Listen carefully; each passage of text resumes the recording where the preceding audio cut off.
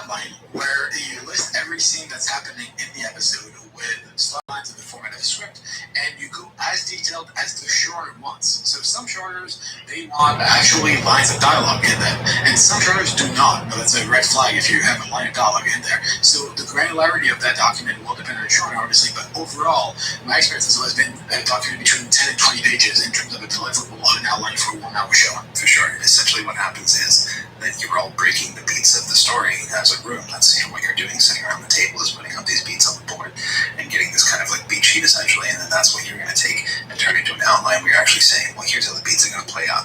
It's going to require this scene to happen and this scene to happen later, and then here's how it all connects up, all that sort of thing. And usually there's going to be particular points that are very, very important to the showrunners, like make sure you hit this, make sure you get this scene exactly right, but it's up to you to fill in the rest of the blanks, and that's what they're paying you for as a writer, is to use your creativity and to execute on essentially these ideas that are being agreed upon creatively in the room. It is important to underline that this is the moment where the episode goes from a collective experience, so to speak, where you're all breaking this episode and leading the episode and having scenes on the board, to the first document that represents that episode. And that document, assuming you're obviously writing the outline, is your responsibility. You have to translate what the room collectively broke to a document that perhaps your showrunner is going to rewrite, but at least a document that needs to do X purpose. And so in this example, you are writing a document so that the executives at X studio or X company can understand the episode that you're writing so that they give their approval or give notes or feedback.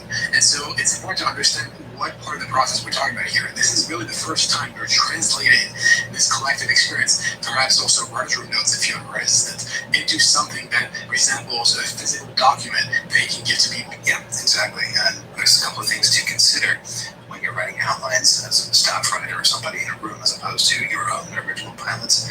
You often have to make it a little sexier or more entertaining than you might for your own, sort of reference purposes, because again, other people who can be reading this, people that aren't necessarily writers, if we're talking about executives and producers or whoever else gets that impact as actors. I doubt actors are reading outlines, but if they're executive producers, they might. Essentially, you want to be kind of selling this at the same time as you are mapping it out. That is one of the huge reasons why there is pushback on the outline process in a professional environment, which we'll talk about more in just a moment. But much like what we said earlier, an outline is almost an intellectual document. It's something to intellectually understand the logic of the story, the movements of the characters, and perhaps some level of emotion, but that outline will never match the emotion of a draft that has, dialogue, scene work, character actions, and so forth. So because of the lack of details intrinsically within the document, the outline is almost a sales document without the emotion that it's trying to sell. And so that's why Nick mentioned about having to write the outline sexier, because it's not just for your identification, it's the first time those executives, those people outside the rooms are really going to be aware of the content of that episode. And so they need to engage with the story that the room broke and agree to that. It's sort of a cold document that's more of an intellectual than an emotional document, but it still needs to convey the emotions of a draft without it being a draft. And I think that's why you're more likely to maybe see dialogue and comedy outlines, because you want to get jokes in there, you want to make it funny, you want the executives to be laughing and saying, yes, I'm going to enjoy watching this episode. I think you run the risk if you just put the story beats in there, it can come off a little bit too dramatic or not funny enough, when realistically the jokes are going to come. You have a room full of very funny people who are paid professionally to be funny, yet you still need to sell people on that even at the outline stage. If you are a more nascent writer, let's say you're a staff writer, then it kind of behooves you to ask around to your peers what their outline process is for this specific show and what is expected of you. And maybe you can directly ask the showrunner, obviously. The reason why you want to do that is because, as mentioned, this is the part where you're translating the room's ideas into an executed or semi-executed version of a document. And so that's your responsibility as a paid staff writer to do that. And so that does take a bit of experience. That's essentially a skill that needs to be worked on and is really hard to, again, be prescriptive about or giving advice specifically, besides asking what is expected of you from peers and your showrunner. So now let me understand what an outline is for in a professional setting. Why do you think there has been this pushback on Twitter showrunners to this outline step in TV writers' rooms, even though we know that it is helpful? Part of it is what I mentioned moments before, where because the outline lives in this no man's land where it has to convey the emotion of a draft without being a draft and still be salesy, I think that's the heart of why there's such pushback.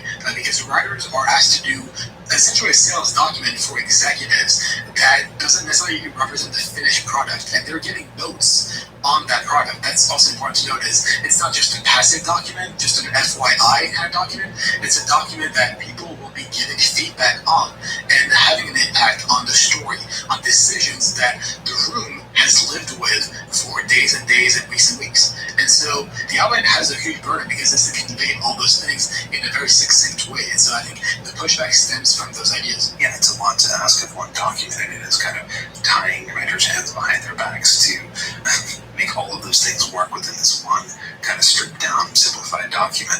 And I think you're always going to get a lot of frustration coming out of that when people are giving notes like, I'm not really feeling this scene, or like notes that they're giving that basically you can answer by saying it will be apparent in the script, but you can't really just say, well, we'll make it work in the script most of the time. You have to then figure it out in the outline. So I think that's like disconnect between the expectations of they're getting a fully finished product when really all they're getting is an outline. It's interesting to look at the different solutions, so to speak, that the shorters are approaching to quote-unquote solve the outline stage. On Twitter, for example, Sean Ryan said, because outlines are the worst, that's why I usually refuse to do them. I deliver a synopsis instead that lays out the goals, themes, and hooks of the script in about 5 to 6 pages without subjecting readers to the mind-numbing details of the story, without the beauty and magic that you'll bring to the final version. Sean Ryan is very partisan to the idea of doing more of a synopsis with the general goals, themes, and hooks of the story, but Julie Plec, who's also a huge-time shorter, she said that she's outlawed outlines in favor of a story area that breaks down character journeys and ABC story synopsis. So it's almost too many documents at once where you have a linear kind of semi-document just bullet pointing the ABC story synopsis and what they're about, like in the paragraph, and the other side is more the character's journey and the thematic values that you want to convey for the executive. Yeah, I think that by presenting more of a sort of looser story area document and making things almost more of suggestions than chiseling them into stone, it gives that kind of a benefit of the doubt, I think, and allows people to not be so directly critical of like, I don't like exactly how this story beat plays out in this particular scene in this order, and gives the writers the freedom to be able to continue to change that and take suggestions on board and then put that into the script later. Yeah, exactly, because on one hand it does concretize and crystallize those ideas that you have in the room very clearly. These are the scene orders, but in the same way it kind of gives quote-unquote ammo to other people to give feedback on. These are the scenes that don't work, I'd rather have this scene after that scene, without them intrinsically understanding the craft or the creative process that went into those decisions. And so to your point, because those scenes are so black and white, so to speak, it does give more leverage to the executives and other people to give notes on. Whereas if it's more of an ephemeral idea, these are kind of what we're trying to do. It's still concrete in that you know exactly where your character begins and ends, but it doesn't really go into the nuances of the scene work that allows those things to happen. Yeah, and I've experienced this from both sides of the table, having worked as an executive and having worked as a writer. And I see the validity of both sides. I see writers wanting to keep that freedom and not be nailed down to a particular thing or be criticized for suggesting a particular thing. And I also understand that the executives needing the assurance that like these story points are going to be right, because otherwise you just waste all that time going to script and then you're going to be angry at me because I give you this note later and you're like, well, why didn't you say anything earlier, sort of thing. So I think that both sides absolutely have a legitimate point, and it's really up to the individual writer's room, showrunner, and executives to negotiate a process that works best for them. None of these things are literally set in stone.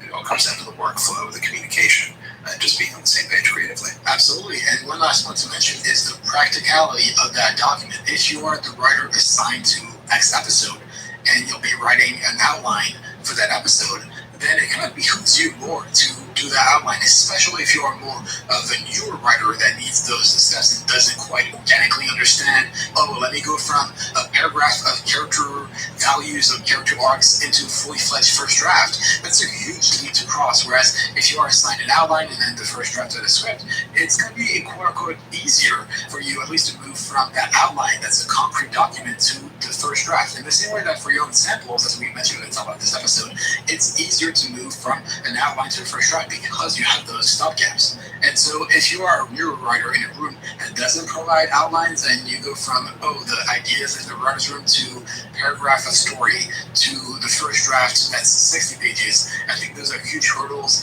that may be a problem for newer writers. Yeah, exactly. If you're not expected to hand in an outline, there's nothing stopping you from doing an outline for yourself.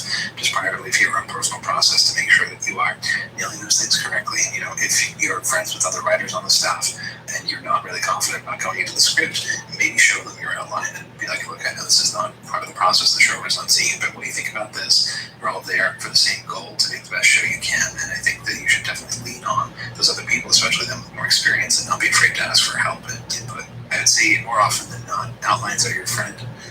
Don't be afraid of them. They're going to make your life easier 99 times out of 100. Case in point, we outlined this very episode, and wasn't it amazing? Alright, well, then before we go, don't forget that we are on Patreon, so if you enjoyed this episode, please consider supporting Paper Team via our Patreon page at paperteam.co/Patreon. That's Patreon. You'll get access to our Paper Agent podcast, cheat sheets, and more, so you can get on this at paperteam.co/Patreon, and so we can keep producing a great show like this one for you every week. Yeah, so thanks to our listeners for taking the time to tune in. You can get all the show notes for this episode at paperteam.co/207. As always, I'm on Twitter at TVCalling. I'm @_NJ Watson. If you have any thoughts or ideas for future episodes like this one that you want to send us, you can always do that at ask@paperteam.co. And what are we doing next week? Well, next week we are off for President's Day. Now that we have a real one, we're all celebrating, but we will be back a week later on Monday, February 22nd, with our paper scraps for February of 2021. Excellent, and we will see you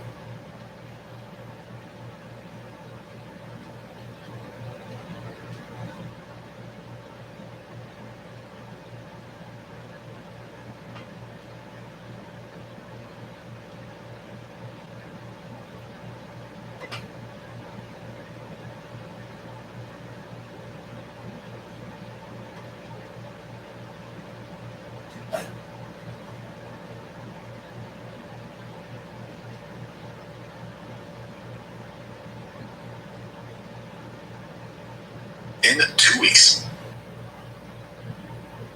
And today we conclude our mentorship journey where we help one of our listeners workshop the pilot from inception to final draft and beyond.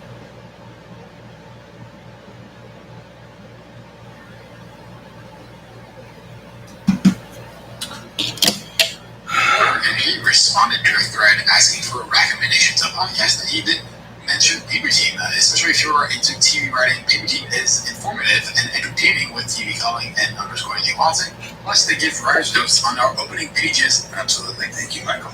And the next tweet we got was from Kiki, who replied to somebody asking for their favorite craft resource for screenwriting. And Kiki said that I listen to a lot of podcasts. My top 3 favorites are Screenwriters Rant Room on the page and the Paper Team podcast by TV calling and NJ Watson. So thank you very much for the shout out there. We are amongst good company. Alright, let's dig into your own TV writing questions, and as a reminder, if you have TV writing questions, you can always send them to ask@paperteam.co to get answers on this very podcast. And the first one comes from Mustafa, who asks, quote, "Hi, I've read on pitching a pilot, and I have a related question. Say I'm going to pitch through email first before getting the pitch meeting. Is it better to send the full script along with the show Bible, or just the show Bible/concept idea logline? Will that do the job? I'm asking this because of the script protection and the copyright, even though it's WGA registered. Any thoughts on this from experiences would be great. Thank you." Yeah, thank you for the question, Mustafa. I would say that's kind of a 2-part answer there. The first one is regarding what you should send when you're going to be pitching your stuff to people. And the second one is regarding kind of copyright and protections and how you can go about making sure your script is protected. To answer the first one, a lot of this depends on context. Are you pitching this cold to somebody, or have you found somebody's email who's a manager, an agent, or an executive, and you're just trying to kind of get your material in front of to people? And the second, Even though it's WGA registered, any thoughts on this from experiences would be great. Thank you. Yeah, thank you for the question, Mustafa. I would say that's kind of a 2-part answer there. The first one is regarding what you should send when you're going to be pitching your stuff to people, and the second one is regarding kind of copyright and protections and how you can go about making sure your script is protected. To answer the first one, a lot of this depends on context. Are you pitching this cold to somebody, or have you found somebody's email who's a manager, an agent, or an executive, and you're just trying to kind of get your material in front of them? I would recommend neither. I wouldn't send a script or a Bible at that very early stage. I would recommend taking a listen to PT 121, our Networking 201 Cold Contact Queries and Etiquette episode, where we go over a pretty in-depth accounting of how to actually reach out to people that you don't know, how to introduce yourself, how to kind of pitch yourself as a writer, and maybe a log line to one of your ideas. That's as far as that would go. If you are pitching to somebody who is already interested in your work and they've said send me your stuff and they've kind of left it vague, then it's kind of up to you at that point. Again, it depends on the context. If you're trying to sell an entire TV series or something, you might want your Bible and your script in there. If it's for a manager, maybe you just want to send your script as a writing sample, that kind of thing. So I think this is one of those questions that's a little bit hard to answer without knowing the full context. Right, exactly. It's hard to be prescriptive and give a general advice on that. I will definitely echo Nick's mention of that episode. A lot of practical, chock-full advice on cold queries and actionable ways of framing that show that you want to pitch or submit to people who may not be familiar with you or that show. And much like what Nick said, especially on the onset, when you're just trying to get the idea known and, in a way, yourself known, less is more in that capacity, because these people are already buried in scripts. They don't even know the script that they probably will not read, especially if it is not solicited. If it is solicited, then by all means, of course. But if it is not solicited, then you need to get that foot in the door. And that usually means teasing the idea, teasing yourself. And by teasing, I don't mean withholding information. I just mean getting enough information across that they want to read more of that content, whether that's your Bible, whether that's your script, or whatever format you're trying to sell this thing as. Now, the next step, as Nick also mentioned, if they are asking for material, I usually err on the side of, especially if you do have a script, then usually a script for a show is going to be much more evocative than a Bible, unless, I mean, this is going to go into the protection thing in a second, but Bible content, usually I'm on the fence about submitting, whether through my reps or by other means, just because it's less of a sell of what the show executed would be. And also, if you are trying to get a show sold in that capacity, then you do have to be a script. Run laundry, or will it just be?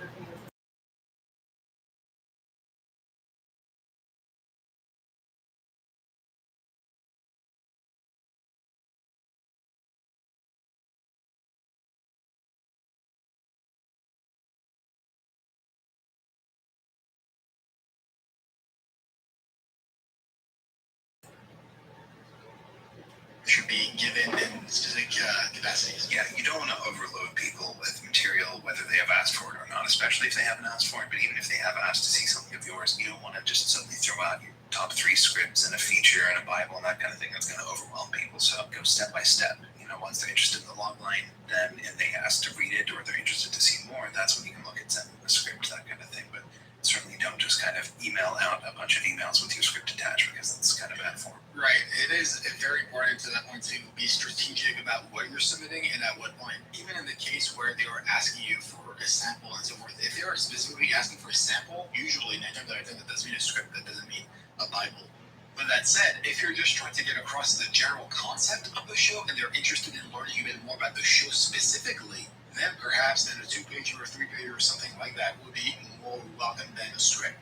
Again, a lot of it also comes down to communication. It doesn't hurt to ask, point blank, what are you expecting me to send you, or a version of that that's a bit nicer, obviously, but you can always ask your reps. I mean, your reps are usually going to be the vehicle between you and that person that you're submitting things to. But if you're submitting to that person directly, it doesn't really hurt to ask them or people you know who've worked with them, so that they have an idea of what they're expecting. Yeah, a Bible is really only something that you would typically send when somebody has already read your pilot, liked it a lot, and they want to know more about this series, and they potentially want to turn it into a pitch to take to places or that kind of thing. So that's when the Bible is helpful to have there. But it's not the kind of thing that you just kind of spam out to people, because it really is a lot more in-depth and required already than engaged interest.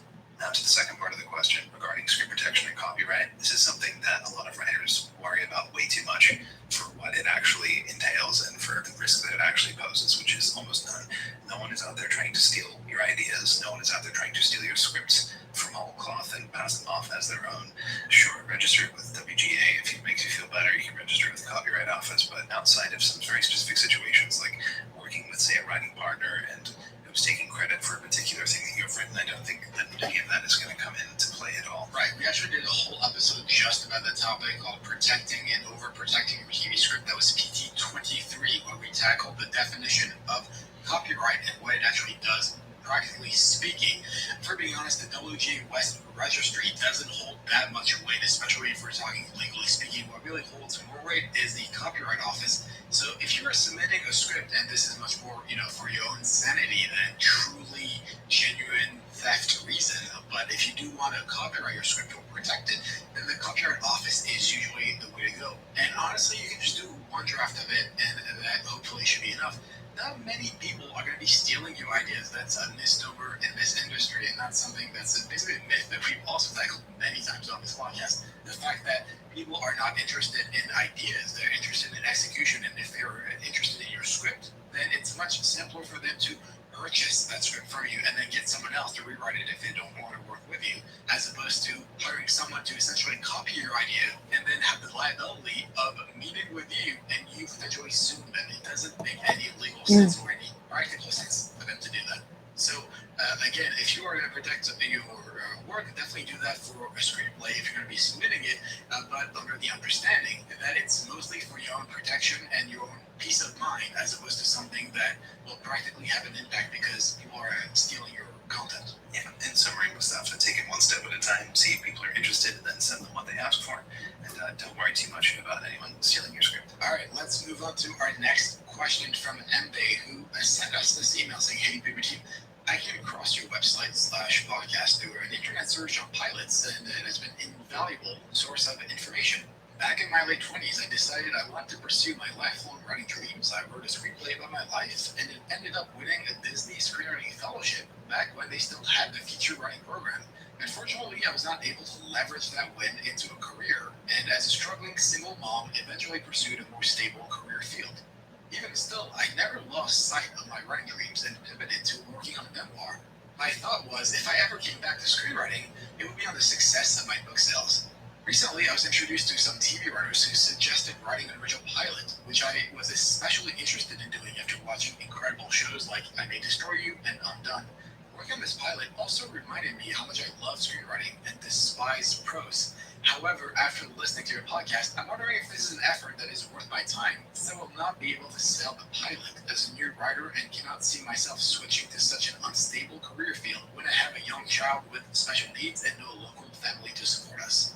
As two guys, I know you probably cannot comment on the single mom aspect of working TV, but I am wondering if you can comment on the age in this field. I also want to point out that I am not someone easily dissuaded by the seemingly impossible, but I am a bit more cautious. Thank you, Mom. Thank you for this amazing, wonderful email. Yeah, I mean, that's absolutely, it's a very real concern. A lot of people are in a similar situation. You know, it is an unstable industry, and it is difficult to kind of support a family based on screenwriting income and all that sort of stuff alone. So I'd say your concerns are founded in some ways. And in other ways, like you said, I wouldn't be discouraged because there are always multiple avenues and pathways through to get into the industry. It doesn't just happen from selling a TV show and becoming a creator and kind of hoping that you hit that lottery. We actually took, a bit of a more in-depth look at this in a PT92 breaking in as a TV writer later in life featuring Jay Haltham. Jay was a playwright. He had done a number of other things. He was living in New York, and it wasn't until his 40s that he actually came and started to break into TV. So it is entirely possible for that to happen, and it happens, honestly, more frequently than you might expect. Another thing to mention is something that you have, which is your own story, your own journey, which you've transformed into an IP by working on that memoir. Now, I'm not quite sure if it was published, and if it was published, how successful it was, but assuming it was published, even some level of success, or at least some history behind it, and then you can at least package it in such a way that you can transform that into your pilot, and when you're trying to sell something, then you have that backstory, especially because, as you mentioned at the top, you even wrote a screenplay, a feature film, presumably, about your life story,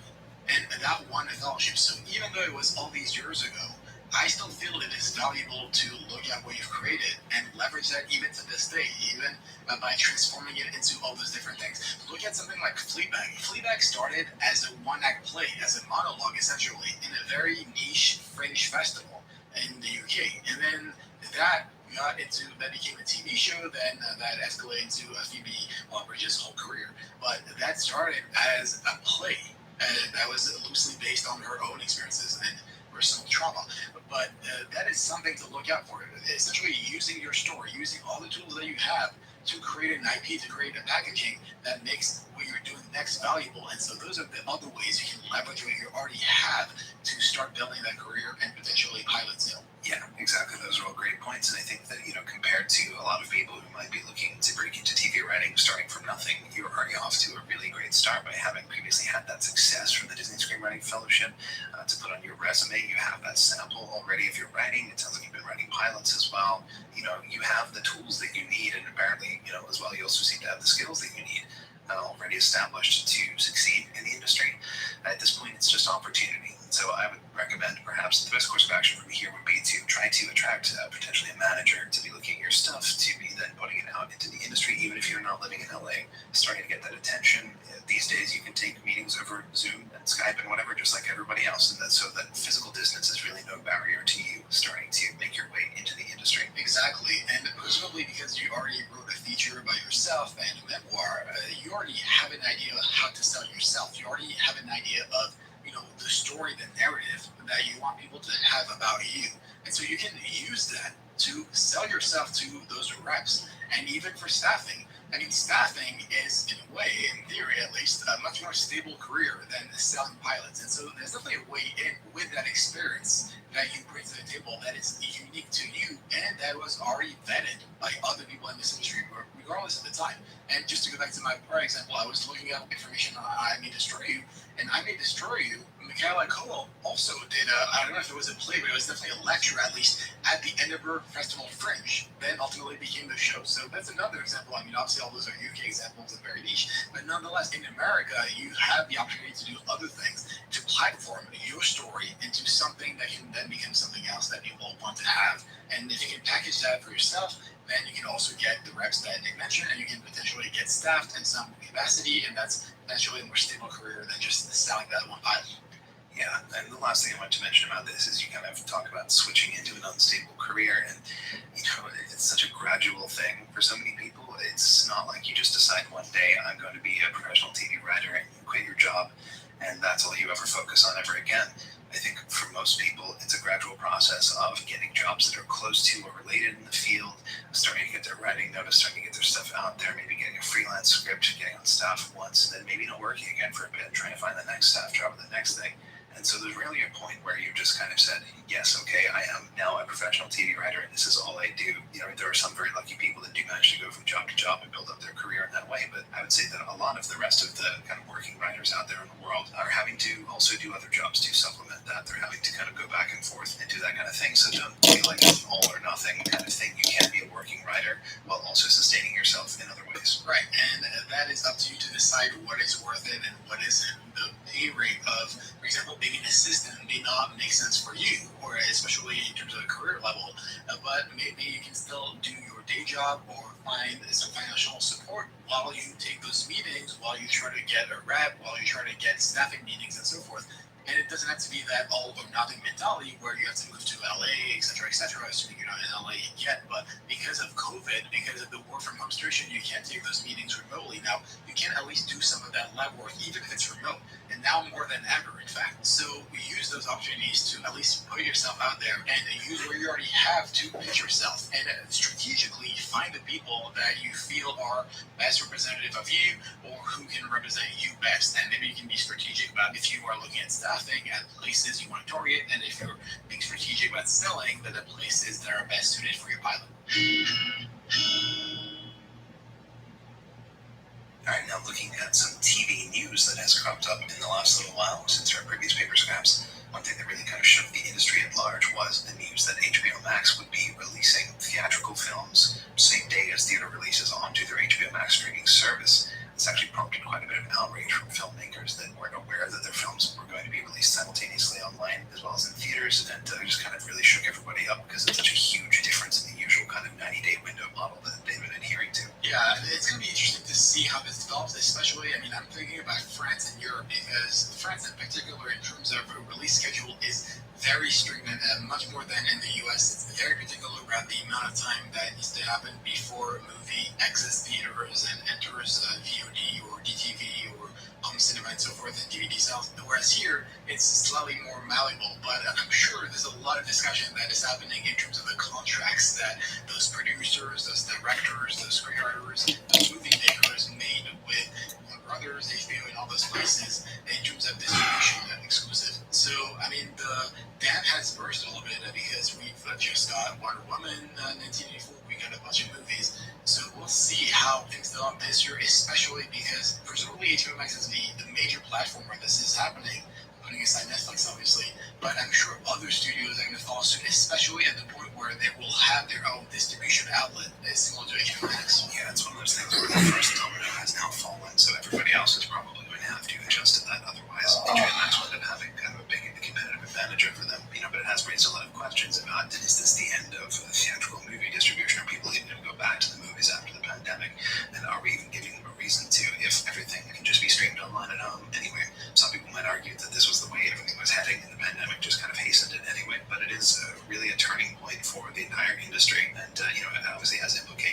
television too, because there's so many TV shows being offered up on this service as well.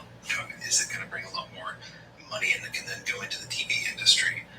Is it going to really create this new kind of level of the streaming services are going to eclipse any traditional television networks that are airing as well? So a lot of questions. Yeah, I mean, I think for me the final nail will be when they pull a Quibi and then you can watch those movies only on the vertical screen, and that's how you can enjoy the movie experience on your phone. That would be terrible.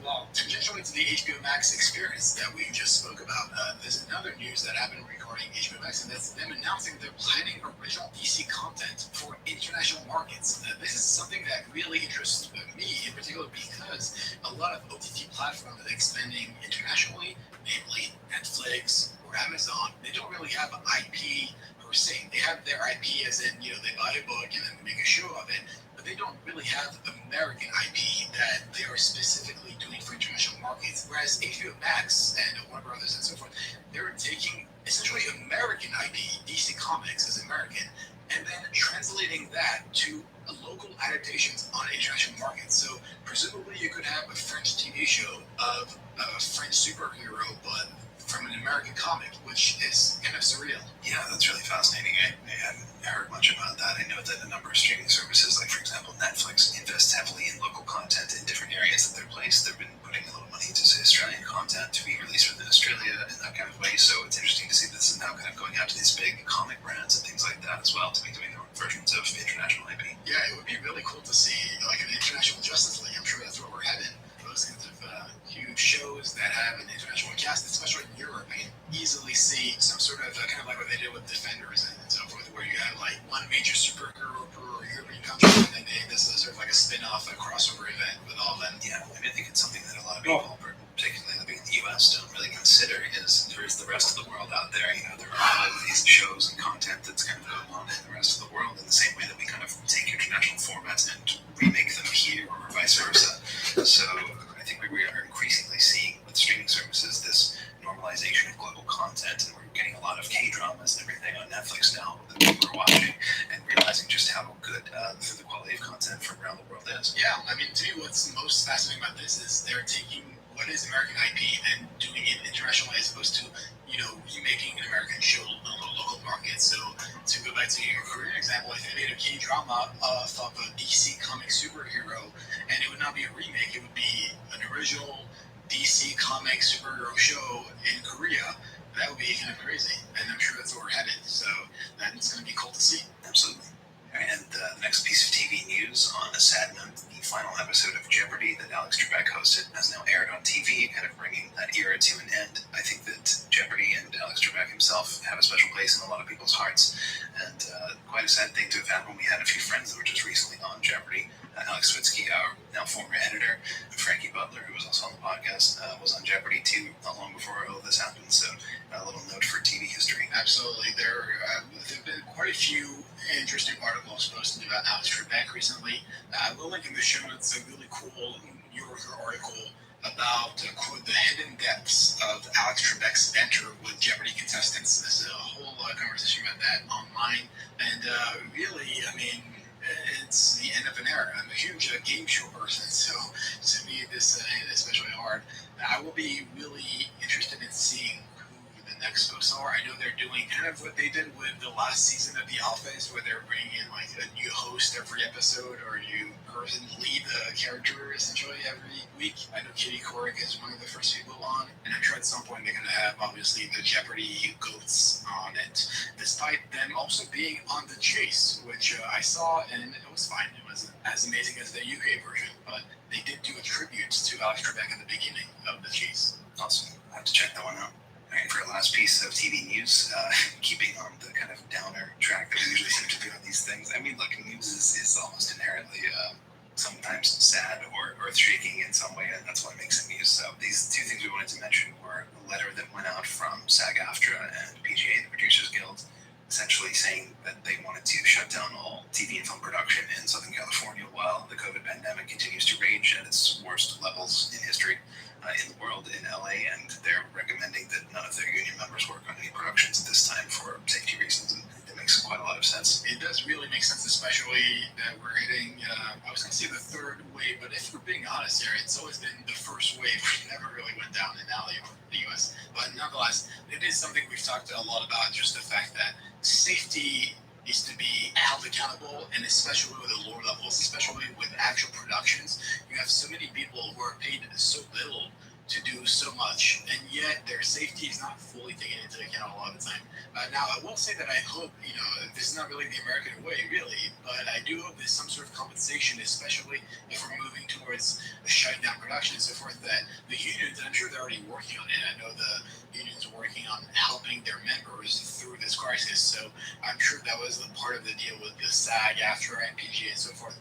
Just raising awareness for the strain that it puts on production, especially now that we are still in the middle of this huge wave. Yeah, absolutely. And obviously, there's some optimism to be had about the new incoming president who might be more willing to give regular support payments of an actual livable amount to everybody, or universal basic income type thing, until we get ourselves out of the situation. So fingers crossed. But tied into all of these issues are the pilot season coming up again. Last year's pilot season was already shut down due to COVID and kind of had to stop halfway through. Some places were able to finish, some weren't, which led to a lot of shuffling going around. And now we're coming in quite quickly again to this pilot season. Stuff has still been developed as it's come through. They have a lot of pilots they've ordered, they have scripts, they have things that they need to shoot. A lot of them come with quite big penalties. If you're not familiar with what that is, essentially when a network wants something so bad over its competitors, they are willing to assign a penalty to that. And they say, if we do not make this pilot, we will pay you however much money because we're so sure that we're going to make it and it's going to be great. So if these things don't happen due to COVID, then maybe they have to start paying out these penalties. Maybe these shows go into turnaround, other places might snap them up.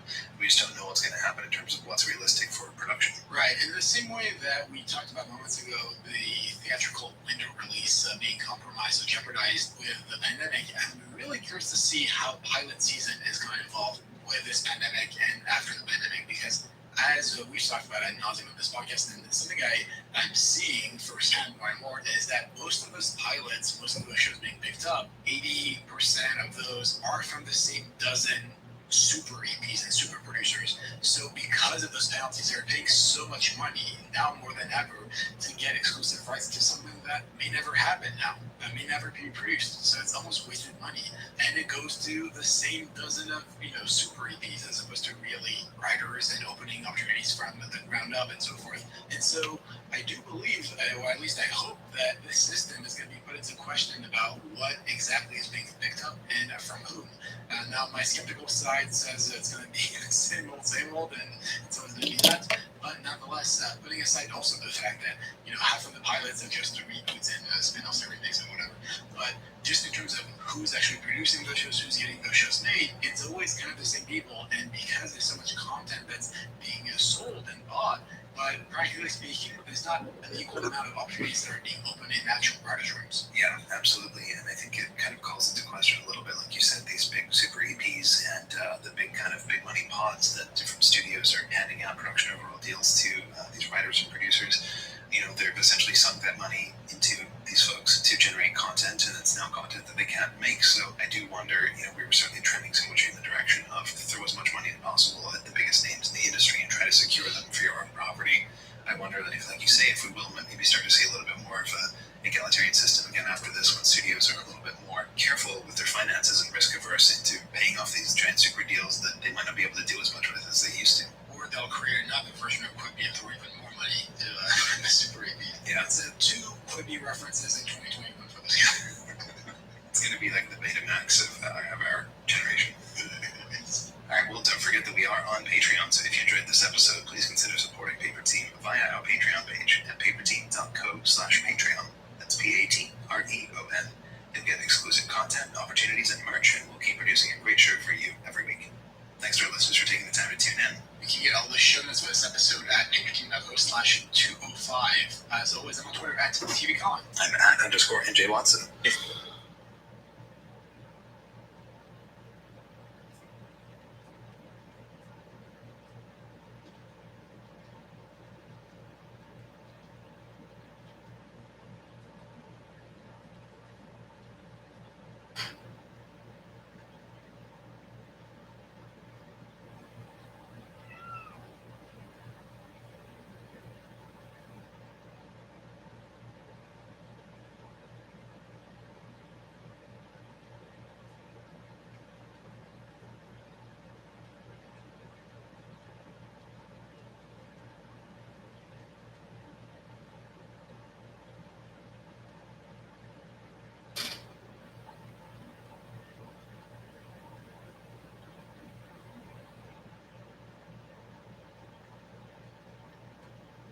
This episode of the Screenwriters Rant Room is brought to you by the Finish Line Script Competition.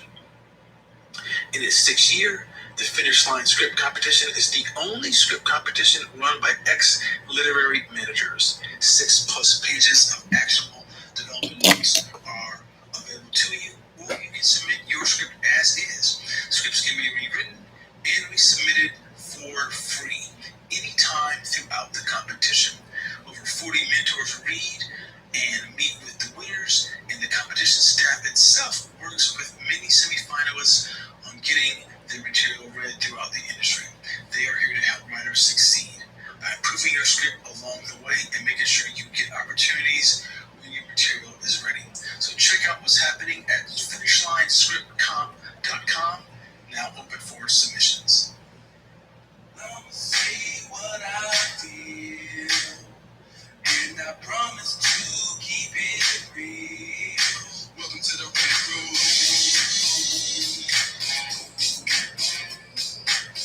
So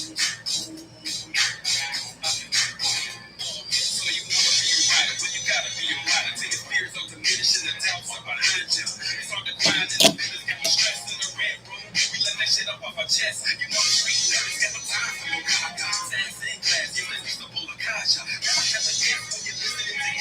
You gon' pound game, then a shark playing billiards. It's all about the rappers for you writing. This is how you turn an outline into something enlightening. Dependent words are like bullets in a gun. Write what you feel, say what you want. Welcome to the Red Room. What's up, y'all? It's your boy, Hilliard Guest. You guys are listening to the Screenwriters Rant Room. We keep it real, we keep it opinionated, we keep it what y'all? Wakanda forever. I can't wait to buy something. I love that. It's good time. It's just time. It's time. It's time. Of course, they're going to Black Panther 2. We're going to be right back at it again. Okay. Well, quiet sketch. I don't know if y'all saw the final seconds of Falcon and Winter Soldier 3. I got one more episode.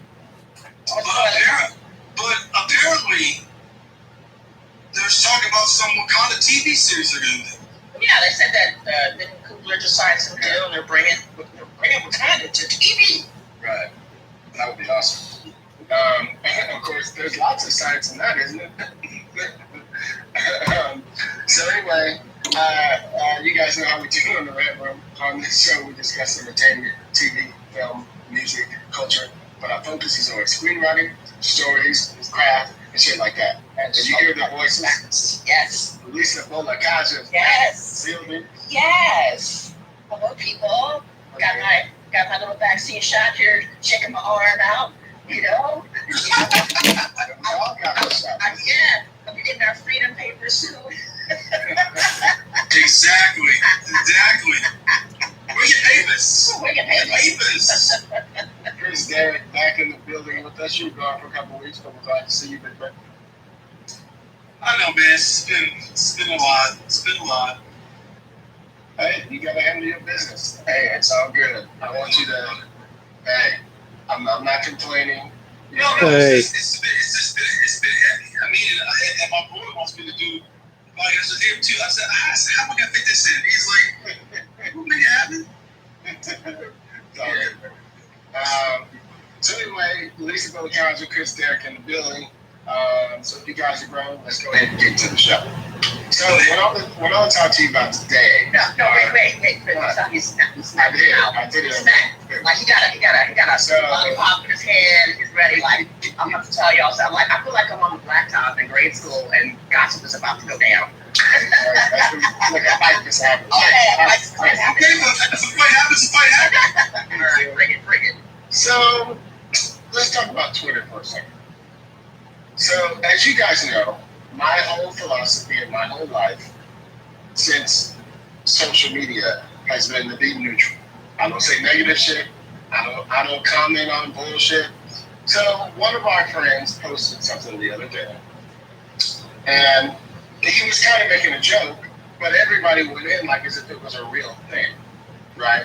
He made a joke about like, so as you guys may or may not know, there's a big thing going on right now with screenplay competitions. This Shia LaBeouf has been injuring himself in a bunch of competitions and placing or winning or whatever, right? And so this person, I'll just say it was Ben Johnson, right? Because he wasn't doing it from negative, he was making a joke, right? So Ben had posted basically saying, and I'm paraphrasing, something like, he just basically made a comment about it, like as if, these, how funny it is that, movie stars are, in competitions, in essence, right? So, of course, everybody started going in, oh, no fucking rich, movie star should ever have to do this, blah, blah, blah, blah, it's bullshit, and blah, blah, why are they even able to do this, and blah, blah, blah. So I was just reading, and the more I read, the more I was getting annoyed. And I was like, I don't usually chime in on shit, but I'm gonna chime in this time. So I said this. I'm paraphrasing. I don't have no problem. I guess I couldn't read my damn text, but I don't know how to do that. So I said, in essence, I'm going to be the odd man out. I said, in essence, one of the things that people don't understand about movie stars and celebrities is that everybody has to reinvent themselves, right? And as we know, Shia LaBeouf had some issues years ago, right? He's trying to make a comeback. And just because he's a $10 million movie, which he was, right, actor, doesn't mean his life is perfect and that his whole team is on his side, right? And I said, I personally understand why he would submit. He's trying to show his reps, hey, look, I know you don't want to read the script that I wrote, but let me put it out there and get something behind it. Let me get it vetted by somebody else, right? Look, it plays it awesome. Look, it did whatever the fuck, right? He's trying to reinvent himself. Now, a lot of people are like, well, a movie star shouldn't be able to do that, blah, blah, blah, blah. And so everybody started coming in on me. They were what they call atting you or whatever, right? So people started going out, oh, so celebrities, blah, blah, blah, blah, blah, blah, this and this, and what do you know about this and this? And I was like, my celebrity friends, even they have to reinvent themselves. Oh, now you have $10 million, celebrity friends. I was like, I do know some people who make that much money. You know what I mean? So I wasn't saying that, but I was thinking that, and I was like, okay, they're really trying to come at me. And I was like, okay, let me put on my Hilliard hat, right? And so, in essence, I can find this one tweet that I wrote. I said, look, the only way to sustain yourself in Hollywood is to pivot.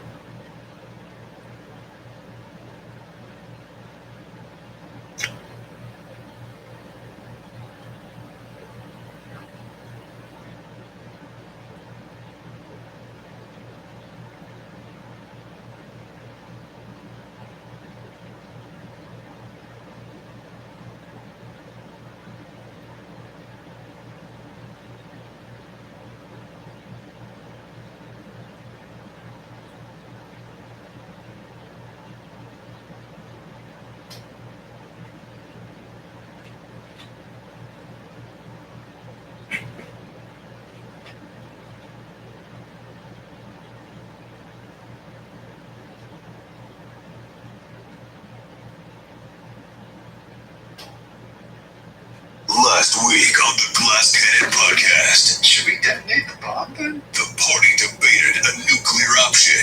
It is an explosion of terrifying power that could very well destroy the entire engine level above you, as well as the rocky base of the castle. But the risks outweigh the rewards. And you could wipe out a lot of the giants. Maybe it would kill everybody in the castle. It might kill you as well, but let's say you had enough time to phase out of there. It could also land on fucking True Now. It could land on a town like a True Now. Meanwhile, two wandering heroes. Until the storm tyrant ceases his advance upon this world, you, the Willamette of Highbury, need to work every waking hour if we are to survive. It is seen. I know. It is seen. Encountered an old ally. Long ago, I met a dwarf named Ashpeak, and found that our purposes aligned. The adventure continues. While Gilboth is no more, Oxymara lives. Now.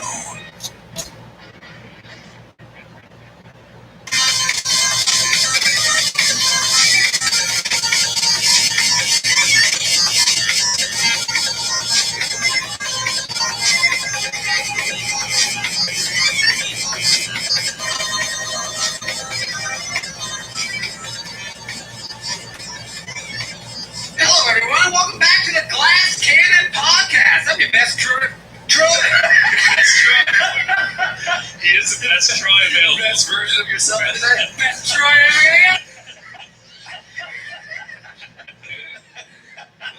Our best wasn't good. I don't know what I was trying to say. I'm your best friend, Troy. I think that's what I was trying to say. I'm your best Troy. It would have been. I think it would have been better to be a Counselor Troy from Star Trek. That's true. She seems slightly more sympathetic. Certainly healthier for all of us. She was fixing up. That's a good point. That does add a little difficulty to getting her on our podcast. I wanna open today's episode talking about the real reason that people listen to our show. A frank discussion about the concept of unwritten rules. I want to talk about Skid's feelings on the unwritten rules of baseball. Oh boy! Wow! Wow. I love the unwritten rules of baseball. I do too. I assume he shares all of his opinions with Tony La Russa.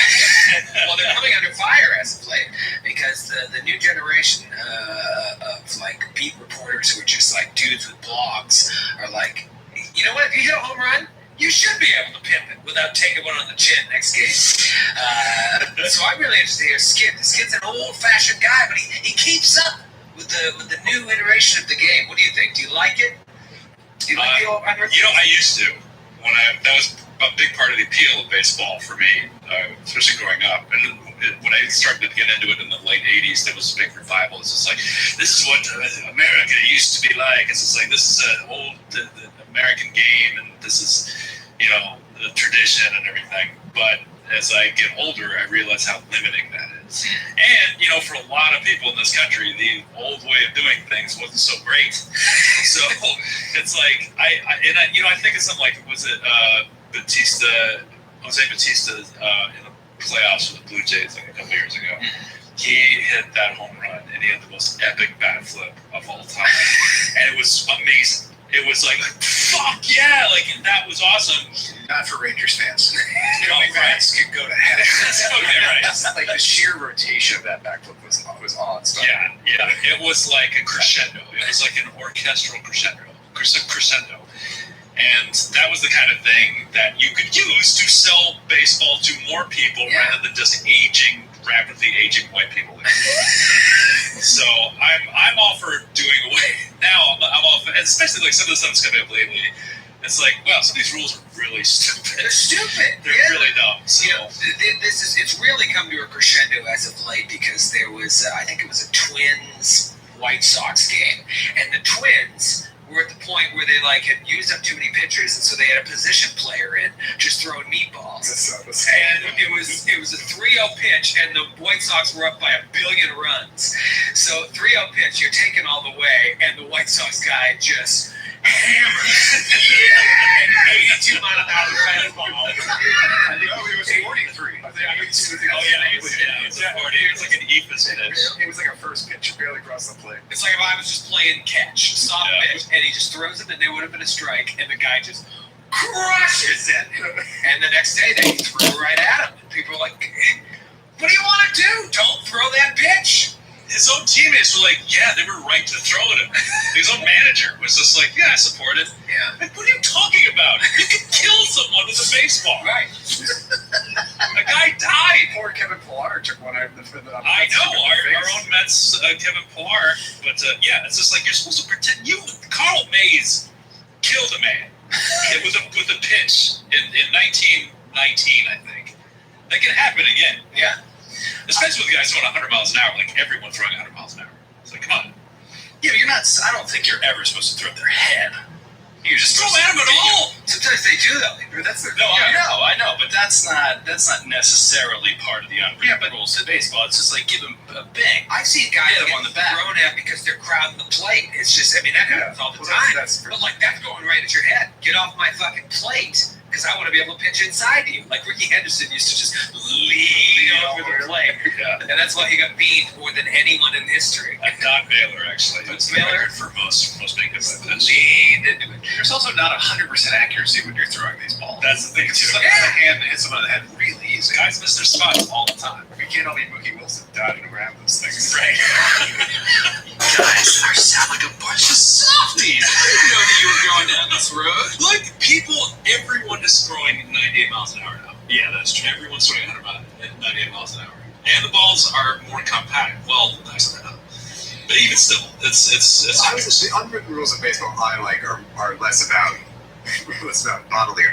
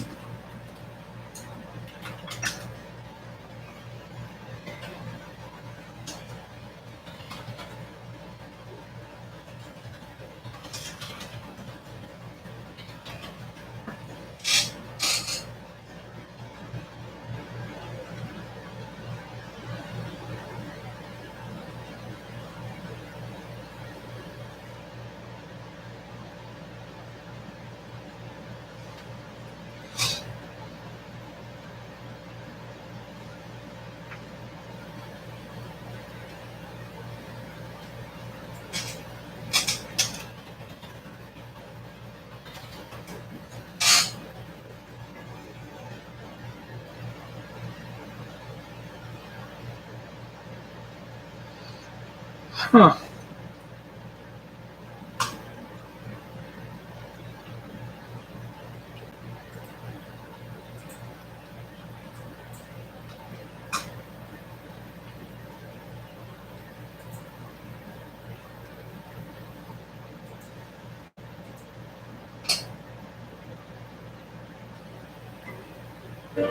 Edie is personal. Jesus.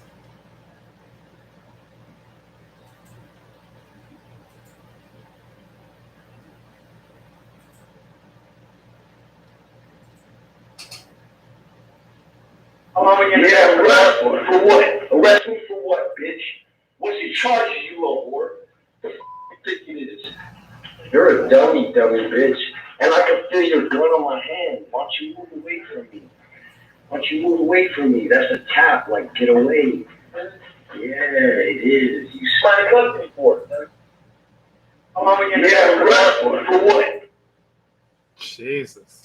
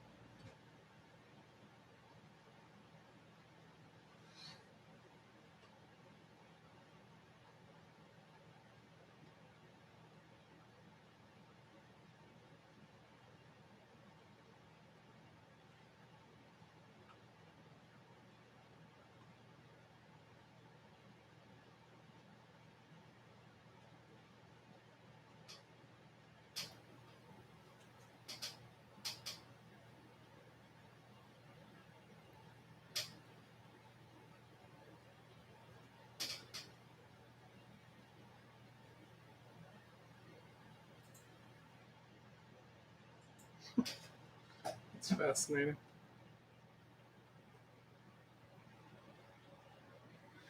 Oy. Less about bodily harm and more like the don't walk in front of the catcher or the umpire, like that the kind of like that kind of stuff. That kind of like sportsmanship kind of stuff. I'm all for that. I like that. What about not walking over the pitcher's mound? Okay, I just like actually I do kind of like that because I just like watching the pitchers freak out about it. Was it Dallas Braden that got really mad at A-Rod 100? Oh yeah, and then he threw the no-hitter like a couple weeks after that. Like, don't walk on my mound! Yeah, and A-Rod. It was the A-Rod reverse curse because he got mad at A-Rod and it was like, who is this guy? And then the next time he went out, he threw a no-hitter. This has been sports talk. Yeah, that's why people tune in is for this kind of stuff. My segue is what are the unwritten rules of Pathfinder? Because I would argue that there are just as many unwritten rules. You're just not going to wear one. You're not going to die in Joe's head if he. Well, you know what? It sounds like Joe would be in favor, though. I think he should institute the unwritten rules. I support him, says Joe. That's a little different. It's different because it's me. I think the unwritten rules, like in Skid's case, is like if his character gets grappled, then the next round he commits suicide as his character. That's right. So if you, as the GM, want to grapple him, that's fine. You can do that. Just be aware. But get ready to start writing the story because that character's dead instantly in the next round. Here's one that just came to me. It's like if I would do a perception check and you like, 3, 11, and you know you fail it. Somebody else being like, I would also like to do a perception check. I feel like it's not rule. You're not supposed to do that. Well, that one It's called metagaming. Yeah, it is metagaming, but also at the same time, it pretend. I mean, like I feel like one player will sometimes roll a perception check just to save us all from being like, perception check. Yeah. Whereas like we're all looking around. Right. We're not like in the world of the game designated one person to look. Only you may look ahead to where we're going. The rest of us are going to check our phones. The GM is often like, I need to get this info out. Does anybody else know what But there are a lot of unwritten rules. I think, Joe, they probably all kind of pertain to metagaming. Metagaming is fine. Not all of them. There are things. It's about each table. I think it's about you have unwritten rules of your table and your group, and there's certain things like you know this as a GM. There's certain, you look at an encounter, and you come to the table and you're like, this is going to piss off Joe. And like, I'm gonna have to figure out a way to keep him interested when he's immediately paralyzed and panicked. Right, like panic. And so the unwritten rule is just don't do it. Just let my character roam free. Wind in his hand. Yeah. Free range character. Just a big one that happens to me that always drives me crazy is characters who make rogues who like to steal from the party and they think it makes them edgy. Like it's like, come on, man, we're all fighting the same boss at the end of this book. Could you not steal that potion and try to sell it for 50 gold? Drives me crazy. Well, the unwritten rule. It's like my character would do that. I am not going to follow up on this mission. I'm going to go hide in that bush and meditate. It's like, do you just play the game? Yeah, I think the key, like Graham was saying, is like you can playing an evil or a sociopathic character or whatever, but if you could do that, but it's on you to find a way to be that and still be able to contribute to the party. I think it just strains credulity of the rest of the party to be like, why are we hanging out with this guy? Yeah. Like you have to provide value, otherwise, why are you there? You know. A lot of written rules. We don't even know the regular rules. We don't have a written rules. Everything we know sometimes. Other times we admit we don't. Sometimes we remember it and then forget it 4 minutes later. That's right. And there's 5 of us. I know it's hey, wait a minute, didn't we just say 3 actions in work? Just say that. That's called getting old. Totally. Apologies. Have we all applied the agent template? Is that what it is for Pathfinder? Well, man, these last few weeks, Matthew, you may not like the Martian 300, but it is hot. It is red hot. March. I'm glad you brought this up. I have a bone to pick with you. Oh, look who has a bone all of a sudden. Put that away. I don't mind milestones. I'm just going to move on from that.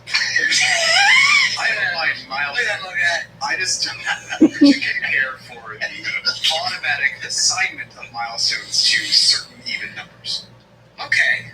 So you'd rather have the march to 191 because 191 was the exact damage that killed 4 bears, and now it's special. Sure. You like that better than the march to 300? Well, it has meaning. But I think, but do you believe like centennials, like hundreds are important? Sure. I mean, like they're gonna get. I don't have a problem with milestones. I just want the milestones to have inherent meaning. It does. 300 episodes has inherent meaning. For me, After that, you can't put any more episodes on Apple Podcasts. Can't do it. So there you go. There's your milestone. There's a good milestone.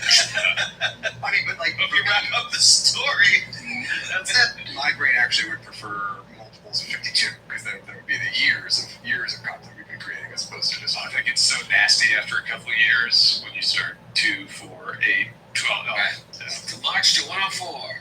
It's also confusing for people trying to keep track of why we're marking certain numbers as important when they don't on first glance seem to be. Not to mention those of us that follow the Gregorian calendar. The Julian calendar. So year milestones do matter? Like, does 5 years of marriage matter than 4 years? Well, I guess Yes, this is all just a way. but like is the 10th anniversary more special than a 11th anniversary? I mean, yeah, because I've been conditioned to appreciate the metric system. Do you not celebrate? Is this all just a cheap way of you not buying anniversary gifts for your wife? You're using this as a way to see, honey, I don't celebrate any of mine. Right. I don't celebrate Valentine's Day, like we've discussed many times. Again, I have no problem with milestones. It's just the arbitrary expectation that they must be even numbers ending in 0. Oh, it's your birthday, honey? Good for you. Oh, it's your 40th birthday? Well, this is arbitrary number ending in 0. I'm not gonna take you to Belize. That's multiple 10. So again, people can invest their own meaning in milestones, and that's fine.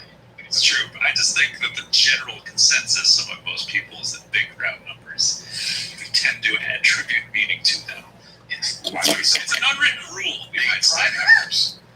Because we don't do that.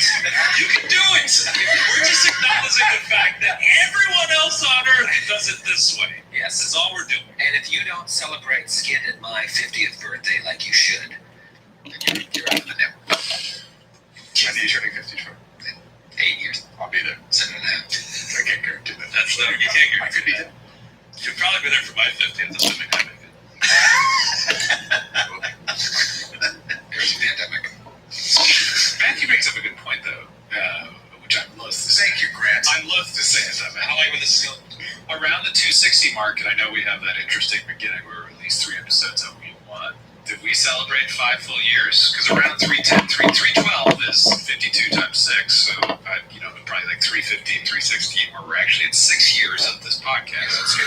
When does this ever come out? This guy released 3 episodes in the first half. Is today 281? Yeah. Next week is our 6-year anniversary. 282 comes out on the 15th. Oh, get out of here. Oh, great. Now I got next week's opening banter all set. There you go. I wasn't like the most meaningful milestone for me in this podcast are when we include a book.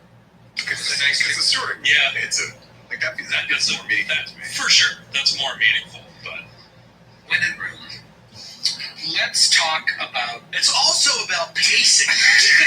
Because if you're going to do episodes like episode 100, and like episode 200, and like episode 250, you have to pace them. You can't have those too often, but you also don't want to go too long without them. And that, to me, is the milestone. You can't just pace an epic story-spanning episode where you look at everything. you can't pace them based on the Fibonacci sequence or whatever else. You have to have a set figure. And you know what? If we did do that, inadvertently or advertently, and someone were to figure that out, they would be a That would be some true fan. That'd be some alias level shit. That'd be awesome. Last week, we had a nice little side sesh with some old friends. A guy by the name of Sir Willamette Keswick. Another fella we've met a few times, Adriel Ashpeak. We also saw Shael and Cat Benatar, and we You saw their journey. It seems like it's been a harrowing journey ever since. That Minotaur journey. Wait, what is this? We did an 80s revival. Are they opening for Billy Joel? Billy Joel for playing a show. It's the newest initiative to bring more people to Winterhall's Valley. They've been doing a complex other concepts. It's free Winterhall's Valley Festival. It's the Madison Square Garden of this area. Just like giants rolling, carrying porta potties. Yeah, giant speakers. Do you see when Hendrix played the Steps of Winterhall Symphony? I have the album. It's such a great I got a bootleg. He did the national anthem. It lasted 45 minutes.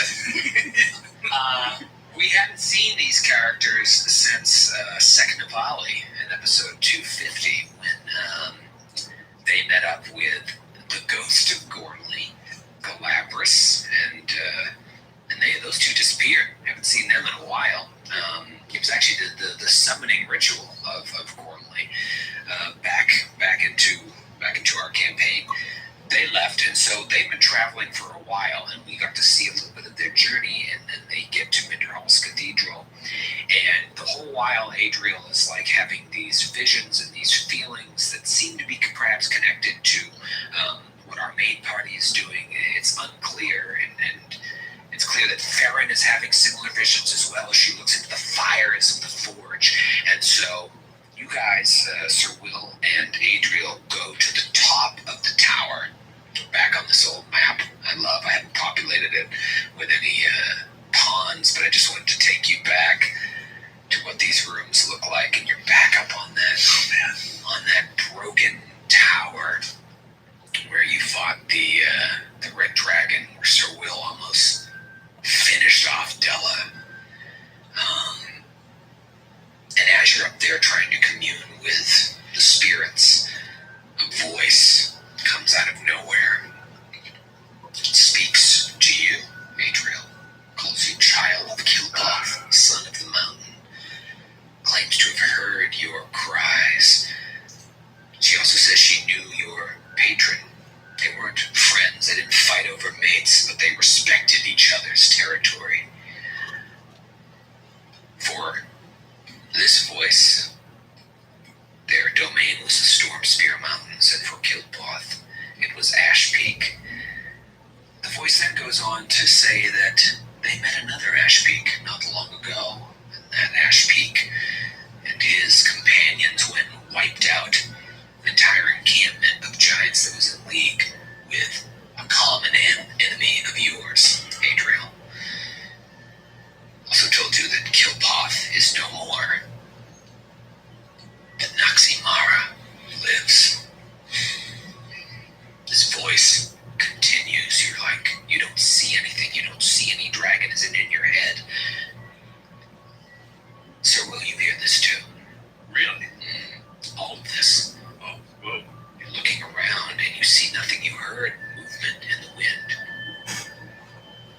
The voice continues. We are all connected in this. Are you and I speak as well? I am of the mountain. Oh Lord. Somehow connected through blood and time to Baron Redheart Ashpeak. So you are an ally of this other Ashpeak and his followers who seek to destroy the self-proclaimed Storm Tyrant. I am a custodian of the great machine that awakens against the tyrant's progress into the small folks' land. Yes, we are all connected, as you say. Then perhaps we are allies as well. And suddenly, nearby, a form begins to materialize, that of a huge red. Oh, yes.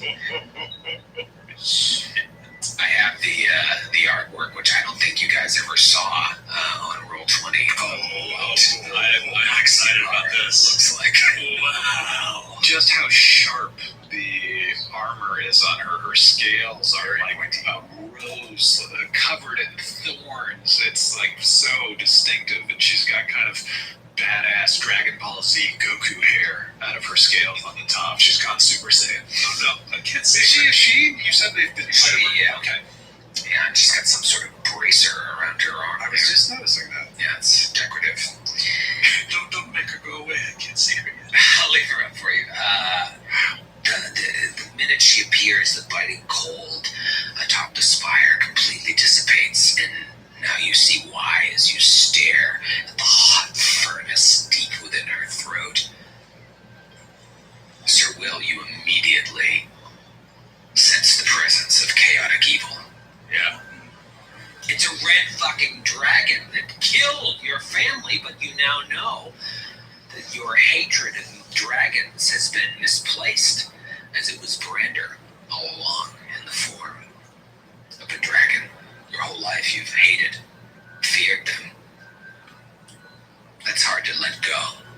Yeah, he's looking up as this dragon materializes and the wind is blowing his longer now hair into his eyes, and he just slowly reaches up towards his neck and he touches the dragon foe amulet.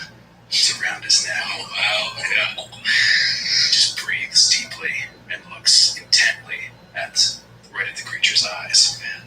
I can picture this so clear. This tiny halfling standing at this like huge dragon just in the air above him, and he knows what's he gonna do. She unleashes a breath weapon. Everybody roll a reflex. He was reaching for an amulet.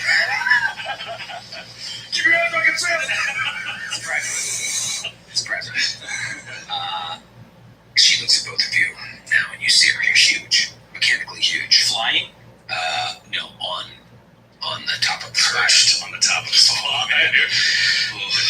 I could just see the stone like cracking. Yeah. Like, shrieking under her weight.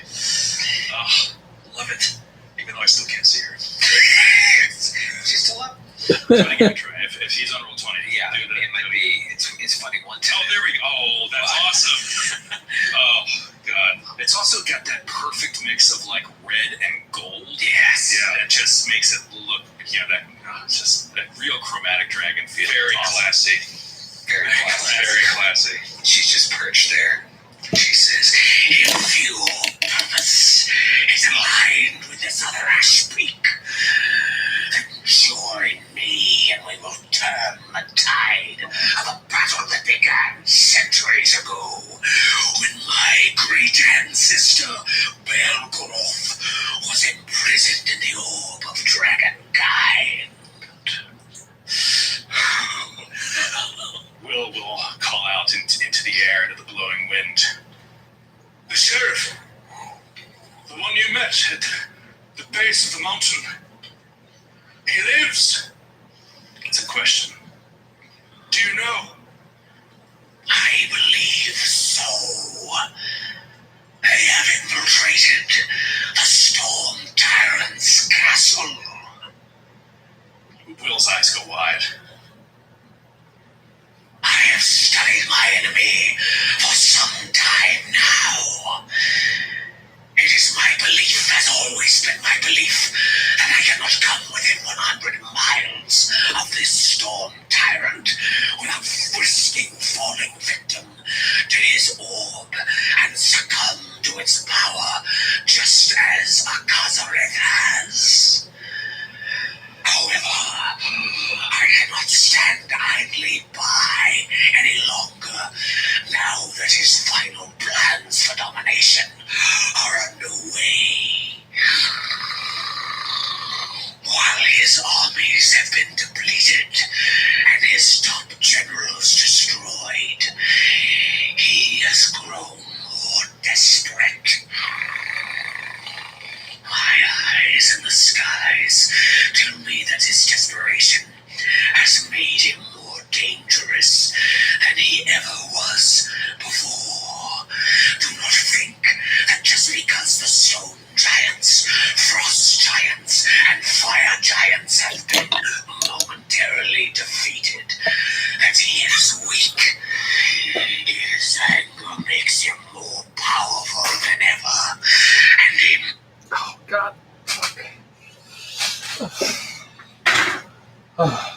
Jesus.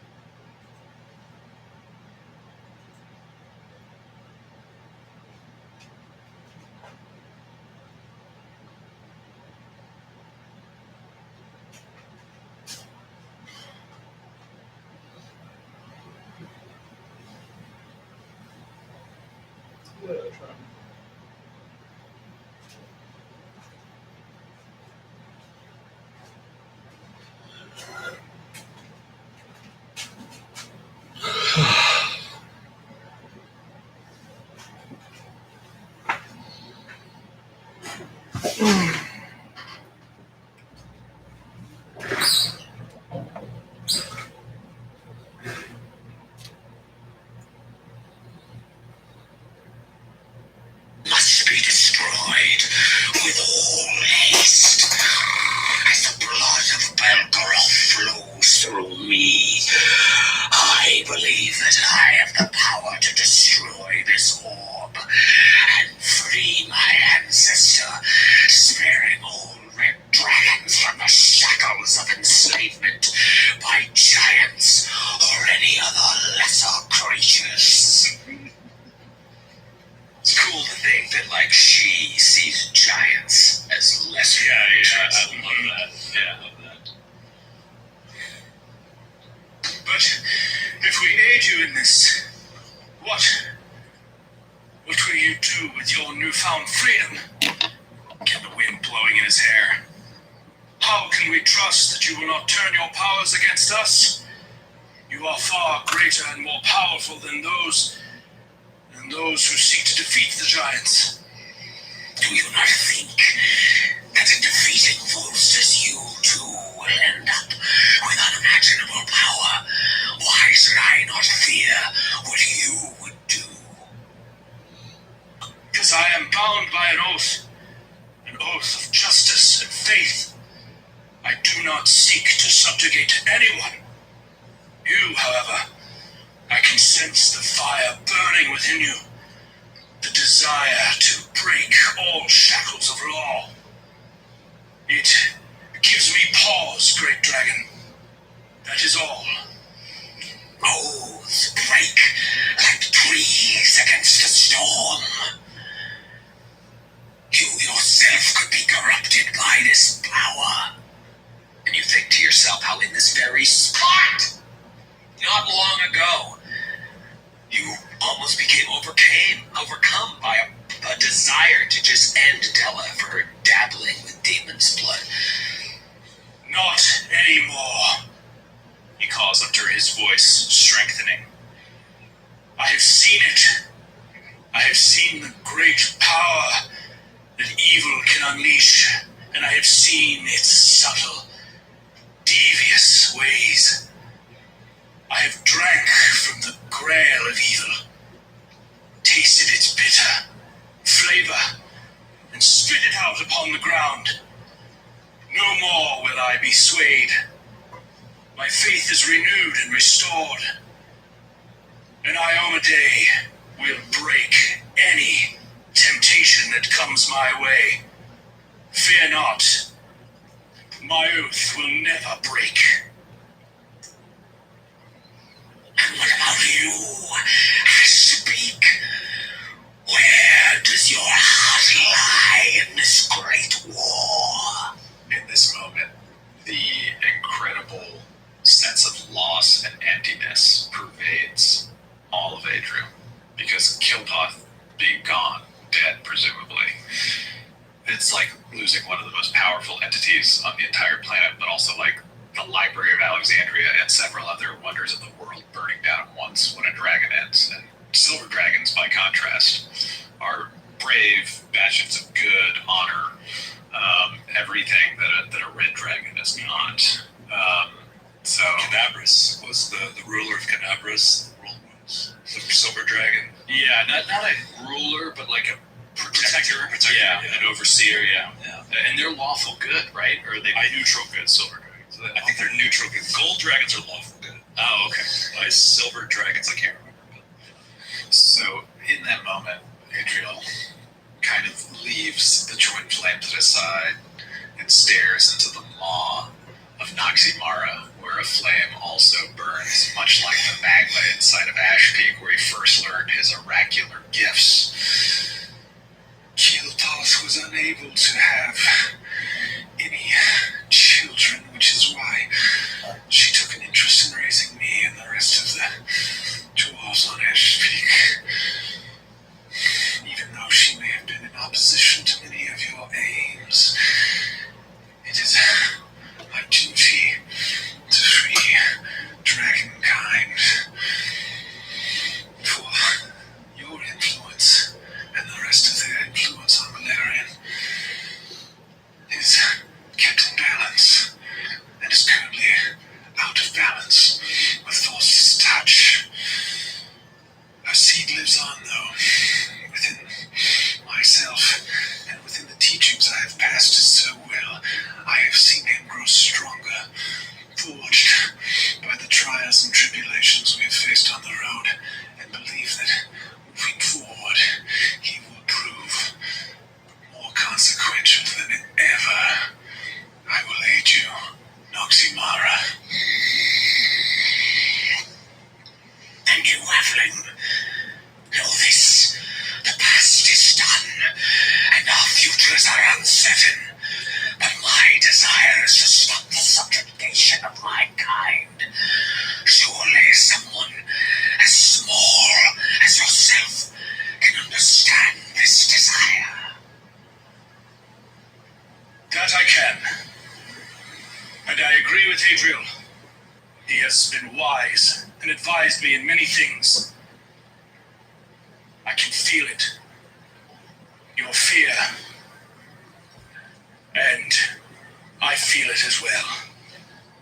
This force we face, neither of us can do it alone. And so I agree. We shall unite to defeat this tyrant and see peace restored in Avastan. Good. Then let's get to work. This is what I know. There is an energy field that surrounds the Flying Keep. An energy field powered by several magics we will have to resist. But my eyes have informed me that there are holes in this field as well. Holes from the meteorite Volstis used when he attacked the hall to take it for himself. Holy shit. He has meteorite material just like Sephiroth. Oh my god, this is enormous. Ooh, I wonder if that is a piece of the puzzle as to why that bomb was in the ducts. Maybe it's a leftover from that invasion. Maybe, yeah. Go on.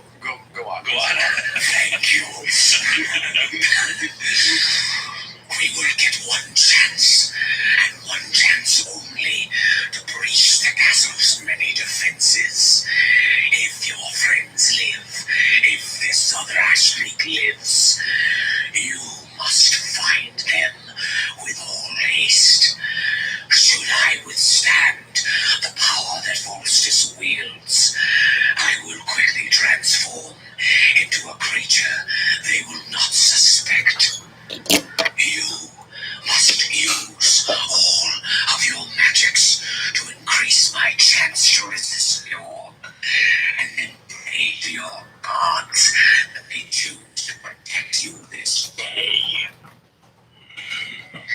So she's basically saying you need to help buff her against the power of the orb. Buffster will save, protection against wind, protection against elements, altitude.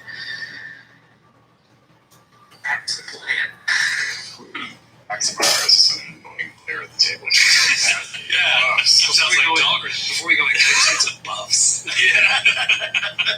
I'm a red dragon. Just need a little help. Yeah. How many taps we got left on that wand? She says.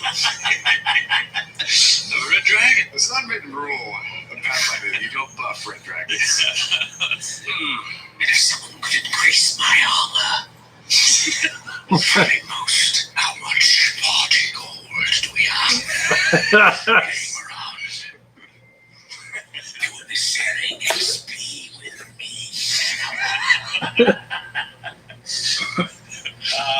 Oh, geez. All right.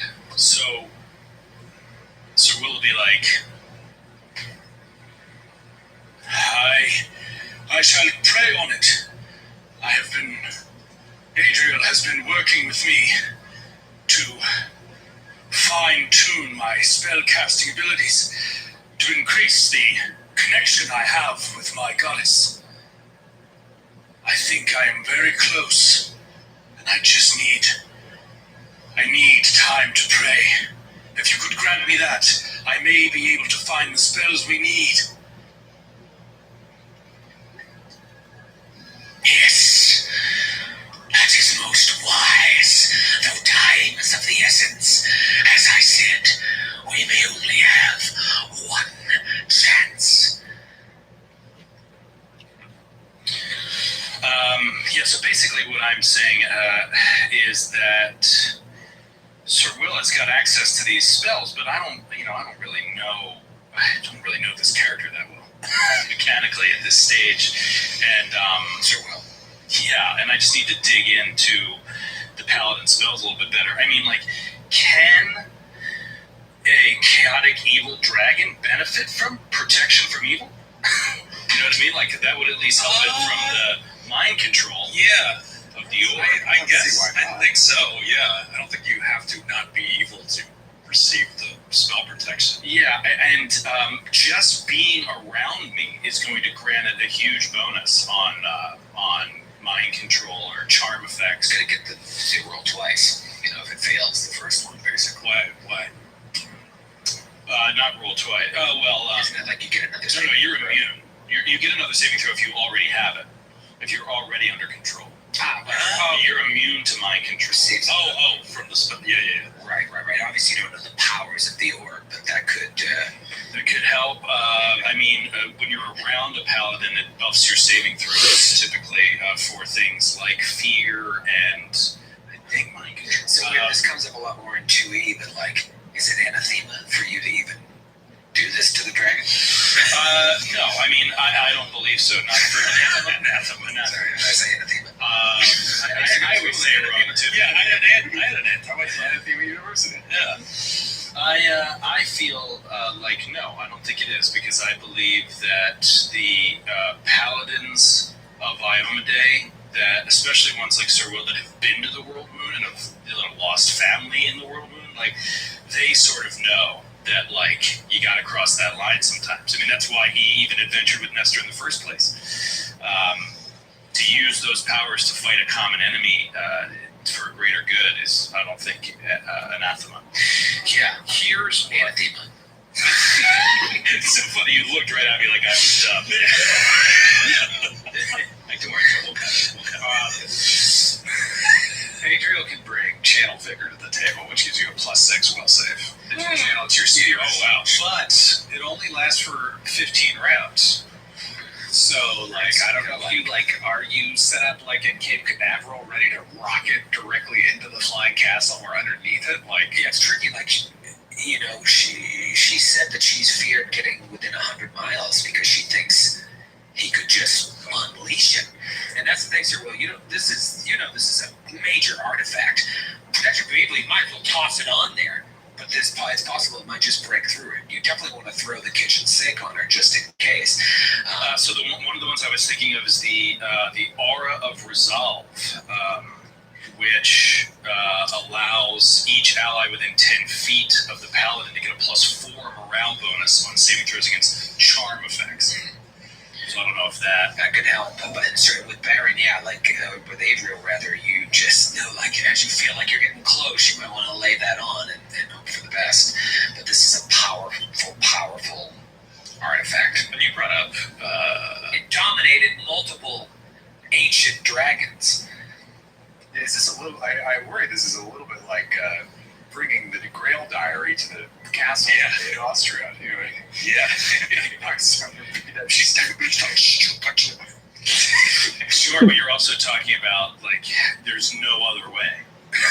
You know, we have to, like, Sir Will feels like if the sheriff is alive and in the castle, and that tyrant is more powerful than ever without his generals because he's unhinged, then, like, Sir Will feels like he has to take any risk necessary to get there. You're not going to get many chances to charter a helicopter Right. like this. this is a general statement for our lives. Well, I didn't have protection, but I thought, what's this time I'm going to be in Haiti? Bad idea, G. But yeah, knowing the whole spell list, I don't know. Not sure.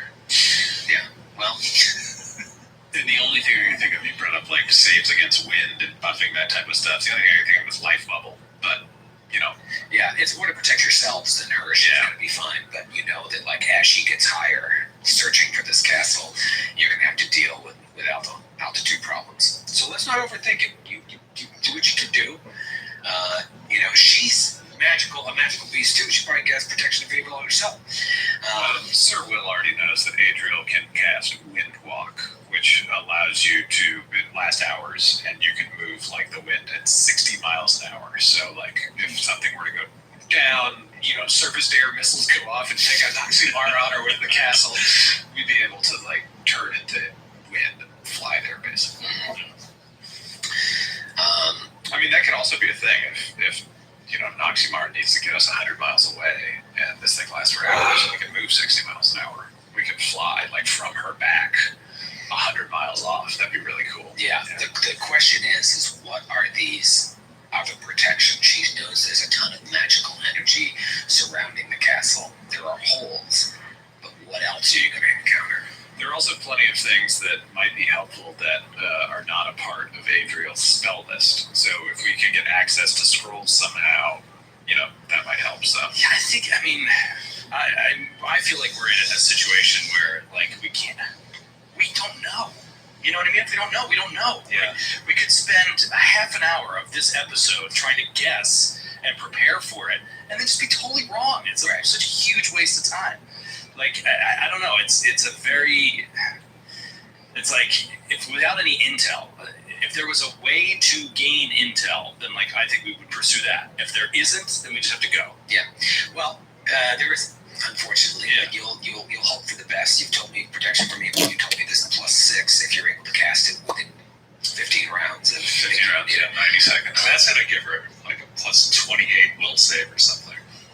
Yeah, but I feel like Troy is just not saying that we're focusing on one thing when there's, like, other stuff. But I don't know what that other stuff is. I mean, I could just not, like dispel flying or something. I mean, obviously, if you're a dragon, you're not dispelling flying. But what if we tried to fly in individually? Does it dispel magic immediately? You know, is it an anti-magic field and then we just fall out of the sky?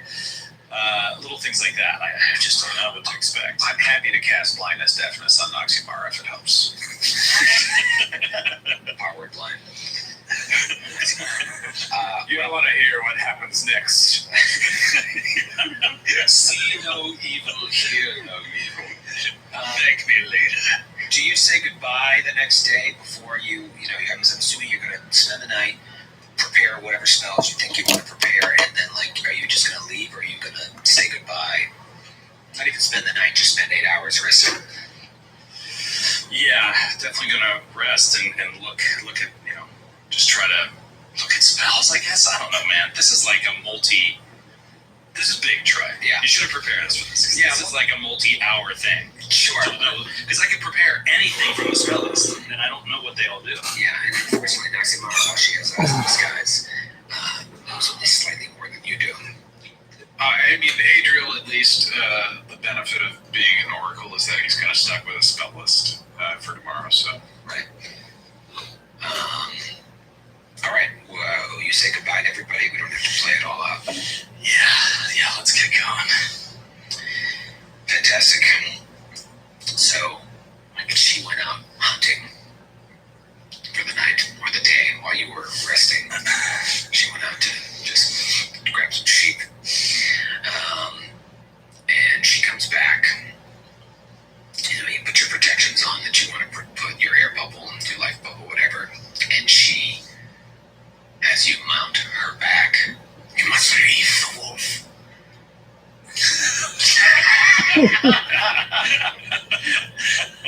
Not an option. Can he climb stairs? Actually, it is an option. Wait, really? I think so. I'm joking.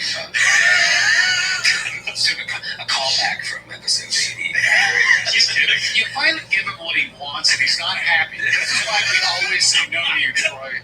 God, the wolf shall be my dinner. I don't have the energy to fly.